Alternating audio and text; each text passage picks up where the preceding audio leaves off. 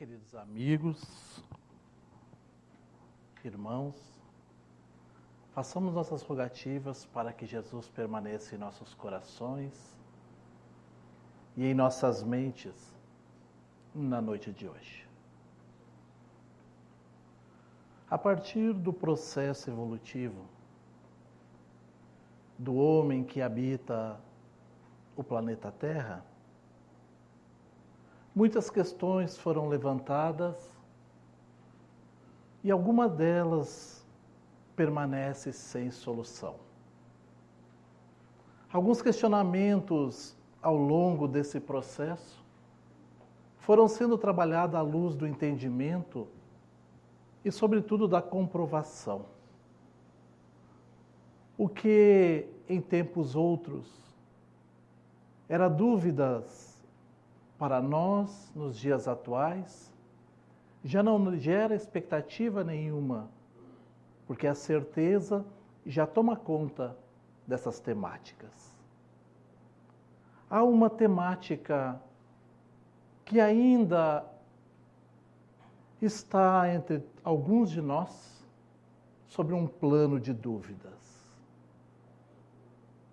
É o processo da sobrevivência ou não do espírito, da mente, da alma, ou o nome que queiramos dar para a continuidade de uma existência.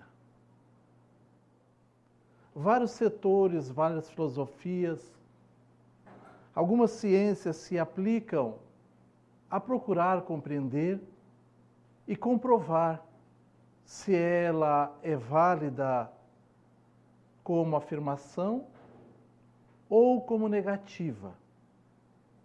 Assim é que nesse campo ficamos invariavelmente trabalhando sobre duas hipóteses: a fé e a religião.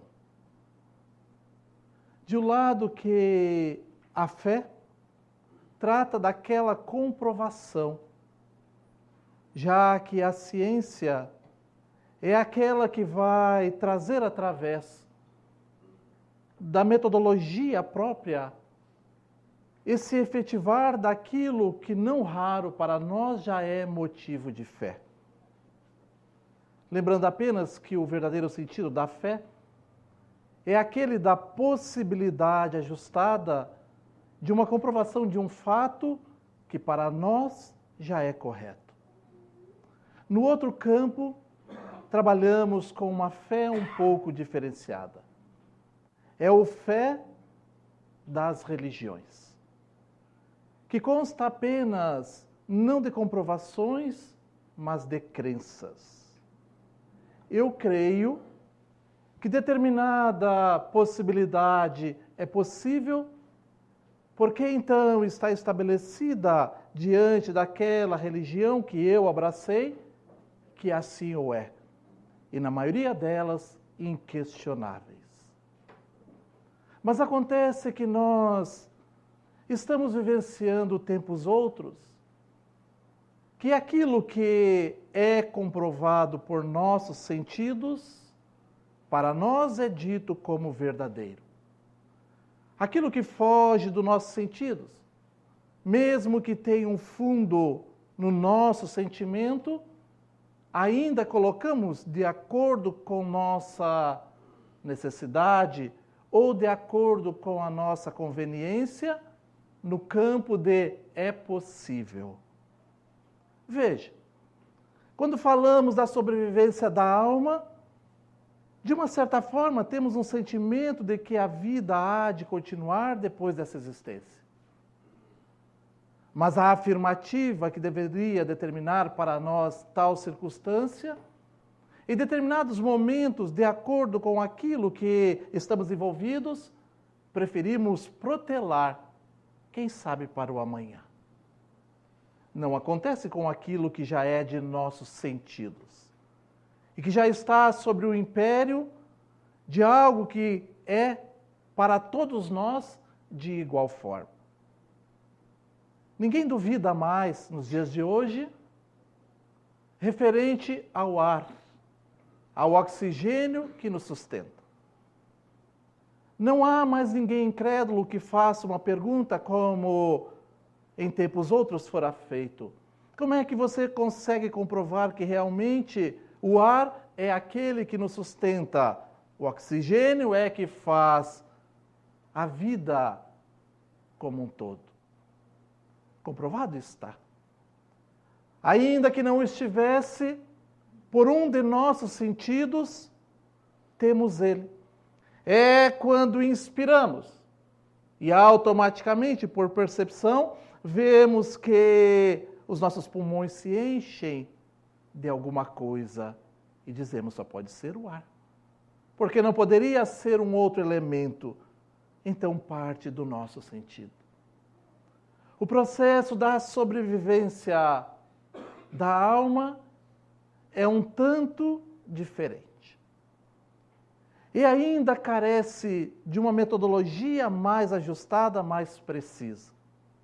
No campo da identificação, no campo das ciências, principalmente na ciência dita moderna, um pesquisador da atualidade vai dizer, Karl Popper vai dizer, que só é possível dizer-se viável à luz da ciência aquilo que seja rotineiramente repetido e encontrado os mesmos resultados. Então é claro que quando uma temática como essa adentra esta possibilidade, não raro, não conseguimos com a precisão que determina a ciência moderna ajustar-lhe. É assim.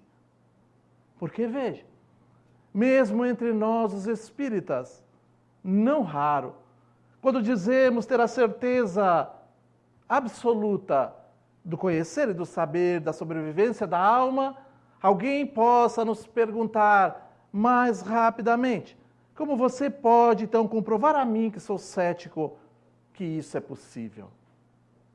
E ainda aí há, de certa forma, uma falência. Uma falência que, quando trata desse sentido comprovatório, daquele que somente assim é capaz de compreender, nós também ficamos ainda no campo daqueles que falam das consequências para tornar justificável aquilo que fundamenta a nossa própria ideia. Um pensador da atualidade, Edgar Morin, no seu livro 7 Saberes Necessários para a Educação do Futuro, vai colocar em determinado momento um pensamento que faz referência a esse momento que nós vivemos. E vai dizer ele, vou ter que ler. A possibilidade antropológica, sociológica, cultural, espiritual, de progresso restaura o princípio da esperança, mas sem certeza científica nem promessa histórica. É uma possibilidade incerta que depende muito da tomada de consciência, da vontade, da coragem, da oportunidade. De modo que as tomadas de consciência tornaram-se urgentes e primordiais. Vai fazendo um resumo assim, daqueles que não exatamente estando ligados a uma ideia religiosa, coloca no campo da ciência as possibilidades. E estuda todas elas. Fala do que é social, fala do que é cultural, fala daquilo que já é gravado por todos nós, fala do que é espiritual. E fala então de uma esperança. Não raro, temos uma esperança de que a vida continue. Não raro. É certo que não é a totalidade daqueles que estamos sobre a face do planeta Terra que temos essa esperança. Fosse assim, não teríamos os suicídios. Aqueles que acabam por determinar com a própria existência, pelas motivações mais variadas, é porque já não tem mais a esperança nem de solução da sua própria problemática atual, nem de continuidade de existência. Para o restante de nós, há uma esperança. Há uma esperança que possa, de fato, ser alimentado, mas, sobretudo, ser comprovado de que esta vida é apenas uma parcela da imortalidade do Espírito que nós sabemos ter. Então, é claro que dois campos da ciência deveriam estudar mais aprofundadamente esta relação mente-cérebro. A psicologia, que é a ciência da alma, e a psicologia, que é a medicina da alma.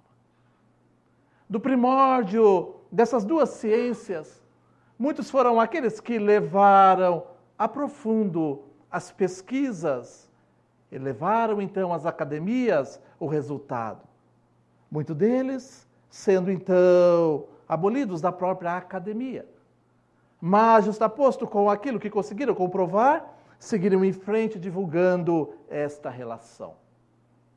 Deveríamos continuar nesse campo. É bem verdade que hoje essas duas ciências já não conseguem mais trabalhar a forma de pesquisa em que era colocada no seu primórdio. E hoje ela está mais no campo do reparo. Vamos procurar um profissional da área específica para falar da nossa problemática, mas também ansiosos queremos uma solução rápida, mágica e imediata. Para determinados momentos de fala para o ajustamento, para o outro, o auxílio dos medicamentosos para poder estabelecer novamente o equilíbrio. Mas a busca profunda, ela ficou renegada e esquecida. Mas nesse intermédio, principalmente nos últimos 150 anos, vai dizer um estudioso espírita da atualidade, Alexander Moreira, no seu livro que fala sobre a imortalidade, vai defender a tese de que o processo reencarnatório é uma relação atual e possível de comprovações. Assim é que ele vai dizer que podemos então trabalhar com essas hipóteses, mas não pensar unicamente que aquela que ora vige, a da doutrina espírita, seja a única, já que tantas outras têm trabalhado nesta área. Podemos então encontrar evidências da existência, da sobrevivência após a morte do corpo físico por outros campos de ações. As experiências de quase morte.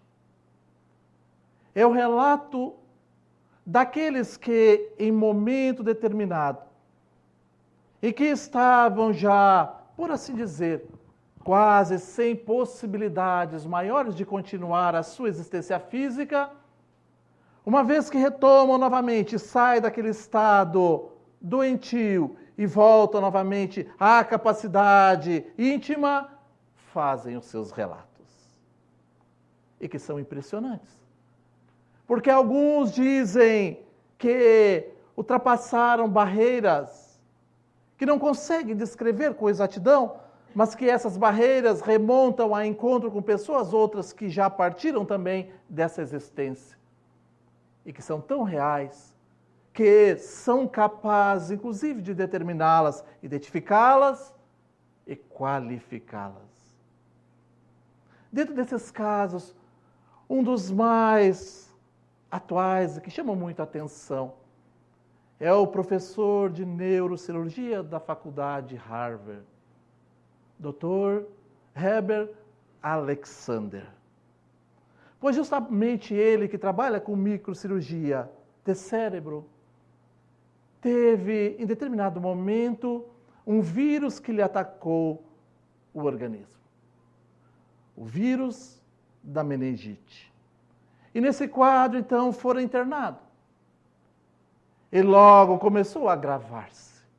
Chegou o ponto em que os médicos que o assistiam, depois de exaurirem todas as possibilidades, resolveram então por desligar os equipamentos que ali estavam instalados para lhe dar suporte orgânico à vida. Mas o inusitado aconteceu. Então logo desligam os equipamentos, ele abre os olhos. Então retoma novamente a ação. E logo ele começa a dar pequenos sinais de recuperação, recupera-se por total. E o relato que ele vai colocar no livro, A Vida Pode Esperar, é tão intenso e liga-nos tanto com a relação que a doutrina espírita nos fala, porque, sobretudo, ele vai dizer que quando estava naquele estado, além de ter toda a observação daquilo que se passava, ele via não com os olhos, locomovia-se não com as pernas, não tinha mais os braços, mas conseguia estender. Então, quando nós percebemos dessa narrativa do Dr. Alexander, ali está colocado o espírito que, quando ora está já no plano espiritual, não necessita dos órgãos fisiológicos. E assim nos relata os amigos espirituais. As experiências de Allan Kardec apontam para isso no livro Céu e Inferno, na segunda parte, no capítulo do passamento. E ali vai elencar os espíritos que trazem as suas narrativas para comprovar, então, a maneira em que há as comunicações, a maneira em que há o trabalho, a maneira em que há toda uma vida que prossegue em preparação para retorno da existência. As experiências de quase morte. Existem também as experiências fora do corpo. E nesse ramo, vários são aqueles que trabalham com possibilidades. O mais conhecido de nós é a projeciologia. Aquele que se projeta de maneira consciente ou inconsciente para além do corpo físico. Pode ser durante o sono ou pode ser durante o momento de vigília. Alguns dizem que pode ser através de determinados treinamentos, outros dizem que não, que é uma maneira natural de ir além. E não raro, não apenas o fenômeno é buscado, mas busca-se também a comprovação e a efetivação através de pessoas variadas, distintas entre si e que se desconhecem, mas que trazem todas a narrativa de igual teor. São as experiências fora do corpo. Atualmente há a regressão de memória. Regressão de memória é um capítulo bastante significativo. Porque uma vez que for instalada por alguns profissionais, logo muitas pessoas acorreram a esses profissionais para procurar saber, a título de curiosidade, aquilo que então, já que supõe que tiveram uma vida anterior, o que fora na vida anterior. Acontece que aqueles que trabalham nesta área e que levam a regressão de memória a fazendo como ciência comprovatória das doenças atuais que estão influenciadas por determinações anteriores, avançam até a idade inicial desta vida e num espaço de tempo voltam a vidas outras com relatos do mesmo ser. São comprovações que até o momento ninguém ouve que disse serem falsas ou qualquer uma, porque são possíveis de comprovações. Elas vêm com datas, vêm com locais, vêm com uma rede social que as envolve e que todas elas, uma vez comprovadas, não resta dúvidas. Há o processo de estudo de vidas, além da vida, pela reencarnação. Ian Stevenson, ele é um estudioso, estudou mais de 1000 casos de processos reencarnatórios possíveis de comprovar.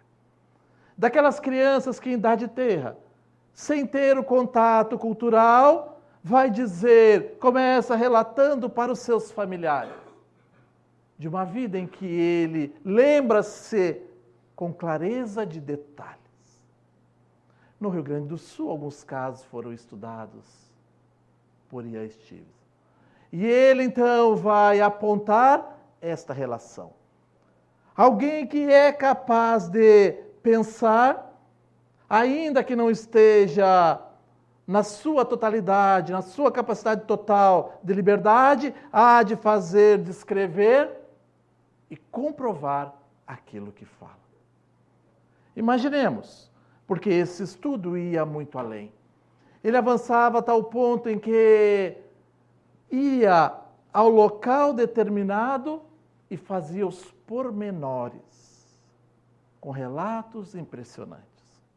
Ali naquela peça, quando eu ali morei, era assim, a parede era dessa cor, a mesa estava ali colocada e fazia toda a distribuição e a comprovação. E a quinta possibilidade é através da mediunidade. A mediunidade que é para nós, na doutrina espírita, a base que nos vai fundamentando para a comprovação da vida além da vida. Mesmo que nós não percebamos de maneira lúcida, clara. Mas quando estamos em evidência, automaticamente buscamos a comprovação para o nosso entendimento, para o nosso conhecimento ou para o nosso consolo. Quantos foram aqueles que embarcaram numa viagem longínqua para Minas Gerais? Iam na esperança de encontrar na psicografia de Chico Xavier notícias de alguém muito querido que houvera partido.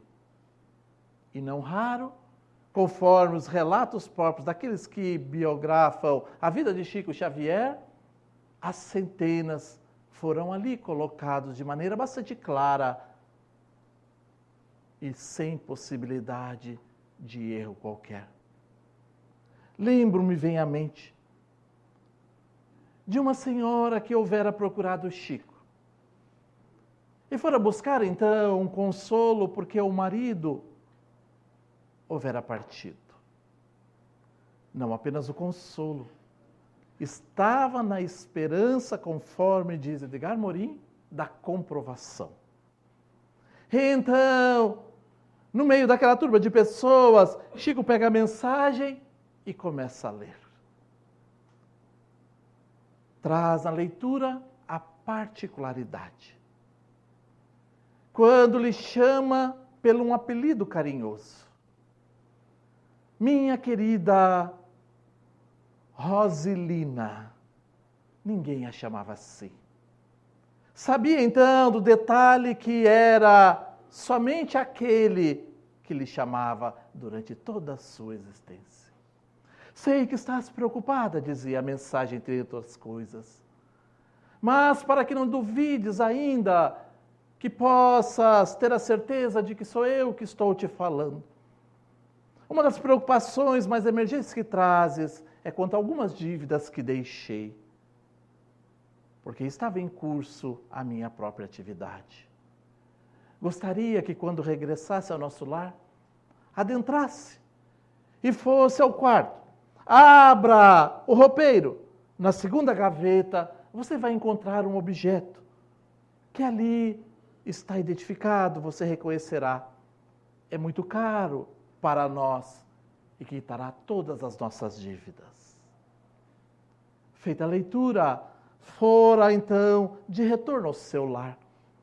A mensagem prosseguiu, é claro, falando sobre tantas outras coisas. Mas foi de regresso ao seu lar e lá, ansiosa, abre o roupeiro, segunda gaveta, ali está. Uma pedra que ele houvera garimpado em tempos outros, quando ainda fazia parte. Então ela faz a quitação. Mas o que é a quitação? É a comprovação. Imaginemos nós que através da mediunidade nós conseguimos ter a certeza da imortalidade da alma. É certo. A nós, os espíritas, essa certeza não leva nenhum outro senão aquele de mudança de hábitos, de atitudes. O Espiritismo, conforme vai enunciar Allan Kardec, na obra já citada O Céu e o Inferno, na 7ª parte do 1º capítulo, vai dizer que essa doutrina não nega, antes confirma a vida futura. Mas sobre 2 condições. Recompensa graduada segundo o mérito ou punição temporária e proporcional segundo a culpa. Eis uma questão que vai aquém da esperança. Temos esperança quando pensamos assim, ora, será muito bacana, porque quando eu desencarnar, quando eu morrer, o espírito imortal que sou irá dar continuidade a um processo evolutivo. Ok, é verdadeiro. Então nos apegamos àqueles luminares que passaram por aqui, aqueles que bem empreenderam a proposta renovadora de Jesus e fizeram dela o seu exemplo de vida. Há uma narrativa do Espírito Sanson nesta obra, tratada entre os espíritos felizes que, logo que desencarna, logo que deixa as vestes físicas, vem dar o seu testemunho de que a vida continua. E vai dizer ele, entre outras palavras, sinto-me tranquilo, porque tudo aquilo que estava ao meu alcance ser feito, eu bem cumpri. Outras relações que ainda poderia ter trabalhado mais, preparo-me-ei para logo retornar e poder dar sequência. É a recompensa graduada segundo o mérito. Mas tanto quanto na literatura mais conhecida de nós, através da pena de Chico Xavier, a de André Luiz, mas encontramos aqueles que estão, ora livres da roupagem física, mas num estado de punição temporária, de acordo com a culpa. E vários são os motivos pelos quais o espírito que deixa as vestes físicas sente-se culpado. No Livro dos Espíritos, em uma resposta a Allan Kardec, quando pergunta por quais os motivos nós poderemos ser punidos no futuro, e os amigos espirituais vão colocar 4 situações. Seremos punidos por todo o mal praticado. Até aí nenhuma dúvida. Porque nós mesmos já estamos com essa ideia envolvida. Mas há algumas particularidades. Quando a gente pensa que será punido por todo o mal que praticou, em vez de começarmos a identificar aqueles que nos podem comprometer, mais facilmente vamos identificando aqueles que nos outros são salientes. Assim, a gente faz um comparativo inicial. Veja, talvez eu não seja punido, porque eu nem sou tão mal quanto aquele outro que... E a gente vai enumerando. Sabe aquele outro, mas aquele outro... Eu de vez em quando falo um pouquinho da vida alheia, mas aquele vive falando sempre, aquele vai ser punido também. Mas acontece que eu nem sou tão mal, porque apesar de me fazerem tudo que me fazem, eu nem persigo a pessoa. Já é um progresso. Eu nem falo tão mal da pessoa. Já é um compromisso. Eu nem consigo pensar bem da pessoa. Já é dívida. Olha que complicado. Porque não praticar o mal está relacionado a uma troca de comportamento para ser homem de bem. Não é para ser bom. Porque podemos, eventualmente, em alguns momentos, ser bons. vai depender do nosso interesse.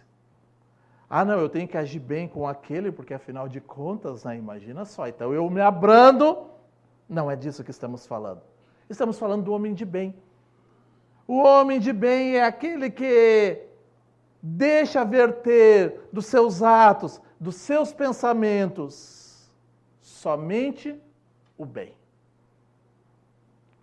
Jesus era homem de bem. Já falei em outra oportunidade, vou me referir de novo. Há uma passagem que eu gosto muito, quando ele está no deserto junto com os apóstolos. E quando vão se encaminhando, encontram um animal em decomposição.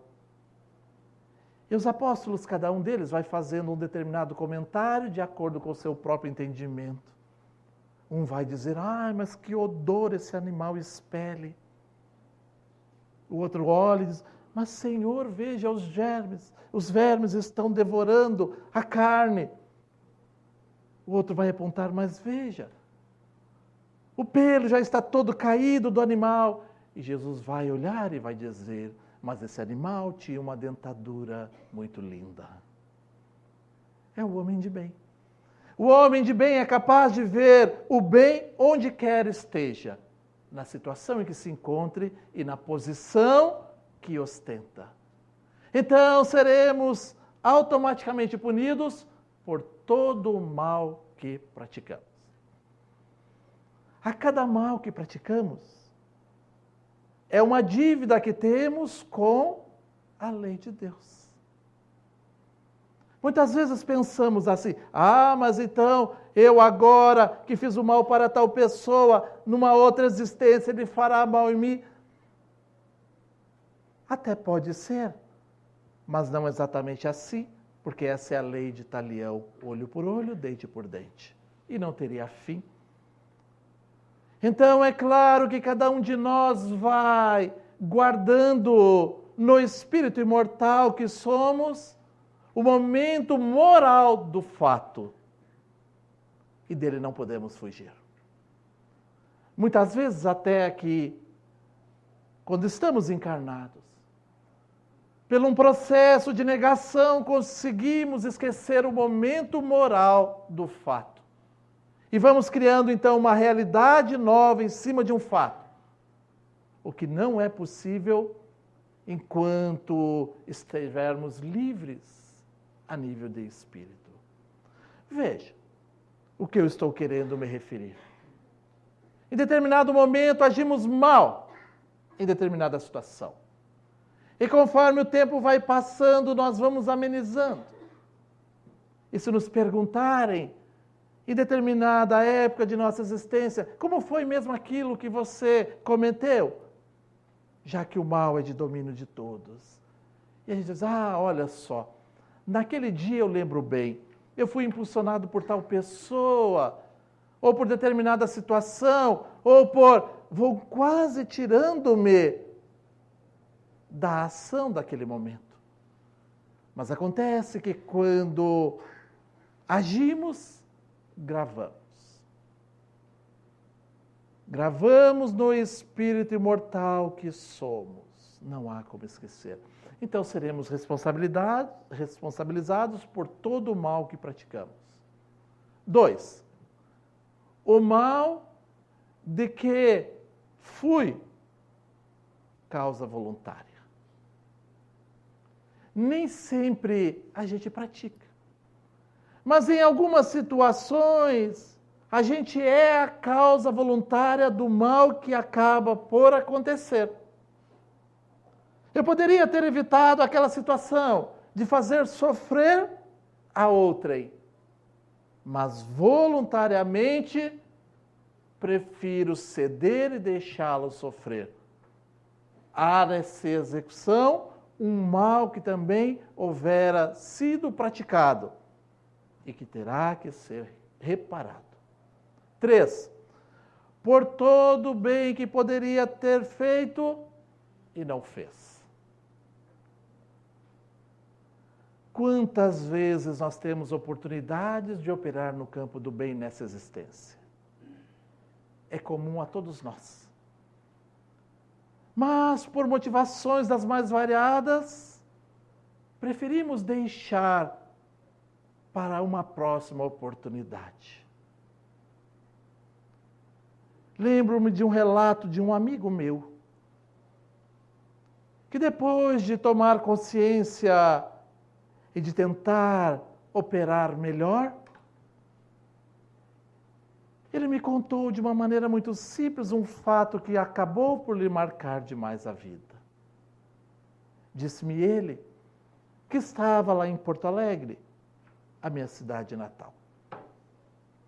E que nós temos lá a Assis Brasil e os corredores de ônibus, todos sabem disso, nenhuma novidade.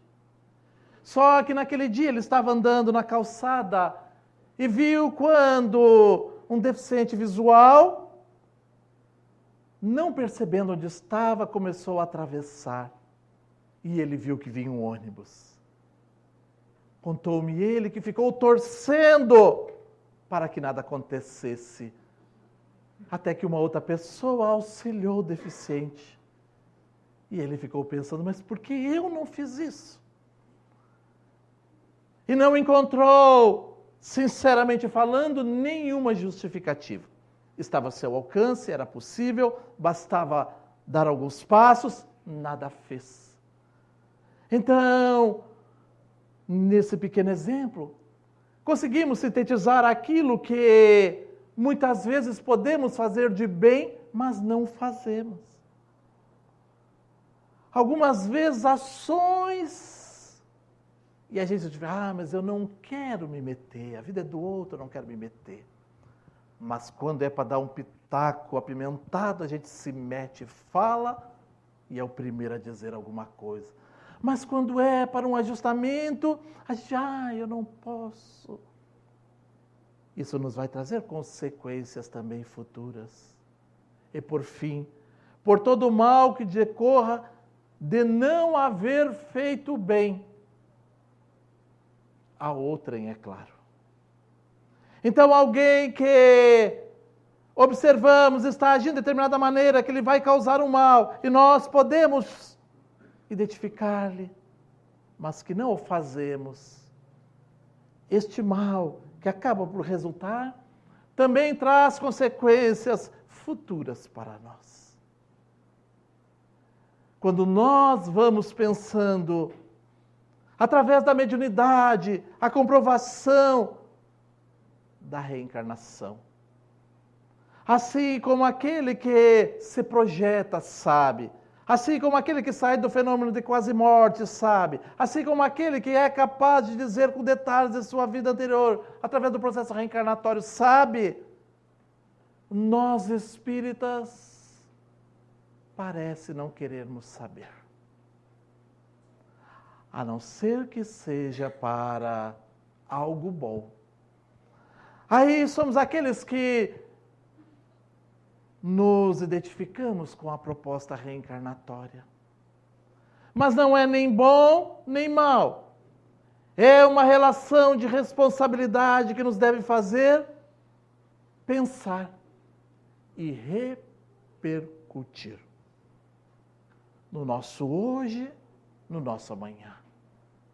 Quando vamos sabendo, quando vamos tendo a certeza, a convicção de que a imortalidade, a sobrevivência da alma que somos, faz parte da lei divina.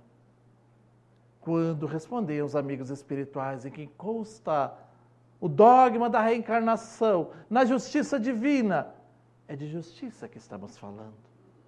E na revelação da possibilidade de vidas outras, é o que também falamos. Daí que a doutrina espírita, sendo colocada conforme fora por Allan Kardec, como a ciência que estuda a origem, as relações e a destinação do espírito, deve ser observada para nós como parâmetro de nosso viver. Vigiar, observar, trabalhar. E poder, então, automaticamente modificar atos que dependem única e exclusivamente de nós. se é da palavra de alguém que talvez não tenha a relação que temos, Edgar Morin, que vai dizer que é uma tomada de consciência que depende de vontade, de coragem, de oportunidade. As três nós temos. As três nós temos.